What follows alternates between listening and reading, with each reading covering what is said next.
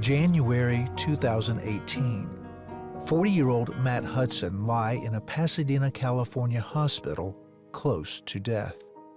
The lifelong drug addict had been diagnosed with an incurable disease. I was really afraid to die at this point. I was really afraid to die. What frightened the self-proclaimed atheist even more was the feeling of being separated from God. And I felt this extreme separation and this extreme loneliness, you know? Matt was in high school when he turned from God and church. Although he grew up in a loving Christian home, he identified more with the secular, atheistic ideas of a popular radio host. I listened to him every day. That was really the voice in my head. And he would talk about his insecurities and stuff, you know, so we lined up a lot. His childhood was a lot like mine. And, you know, then you get into the whole thing, he doesn't believe in God and stuff like that. Having left his faith behind, Matt filled the emptiness with drinking and drugs. He tried college, but when that didn't pan out, he went to work for the family business. For years, despite his growing addiction, Matt managed to function at work and in life. However, after a decade and a half, the drugs had taken over. That left his brother, who now ran the company, with no choice but to let Matt go. It was so embarrassing and stuff, and I wanted my job back and stuff, and I was really angry at my brother. Despite the heartache and troubles Matt caused, his family never stopped praying for him, especially his sister, Sarah. I had to keep believing that God would turn his life around. And I just kept saying, you know, I know who Matt is. I experienced that growing up as a child, and we can't give up on him. After getting fired, Matt moved into a sparsely furnished storage container on his parents' property. He called his new home the bin. You just keep using, and you just stuff it down, stuff it down, stuff it down, but there was so much shame. I was afraid of where I would go if I died, but I still couldn't quit. Then, in December 2017, Matt, almost 40, had gone back to the bin after spending time with his family for Christmas. He began to see how he had wasted his life. I would have these massive panic attacks, like, oh my gosh, what am I going to do with my life? How am I ever going to stop? I got on my knees and I cried out to God, and I said, God, I give you my life. I'm so sorry I messed everything up. But Matt still couldn't stop using. Then 2 weeks later, he started feeling ill.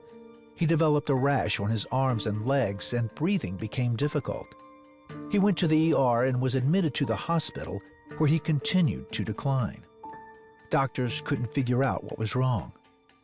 When Matt's dad came to visit, he was told his son was dying. And I could see the fear on his face, you know, and he just hugged me, and I cried to him. I said, Dad, I'm sorry for messing everything up. Matt soon developed pneumonia, and doctors decided to put him into a coma and on a ventilator. As the family continued to pray, Sarah held on to a word she says came from God. God is going to rise him up, and he's going to go and share his testimony, and he's going to go share the word of God to everybody. Finally, doctors had a diagnosis, dermatomyositis, an autoimmune disease that, while not curable, is treatable with blood infusions and medication. When they brought Matt out of sedation, he carried with him a memory he says drove him into the arms of God. I experienced this blackness. I experienced this, you know, like my own person. It's hard to explain. It's hard to put it into words, you know. And I felt this extreme separation and this extreme loneliness, you know. And again, I didn't understand that I was being separated from God and being separated from that. But now I look back and I could tell it was just this extreme separation, and it was scary.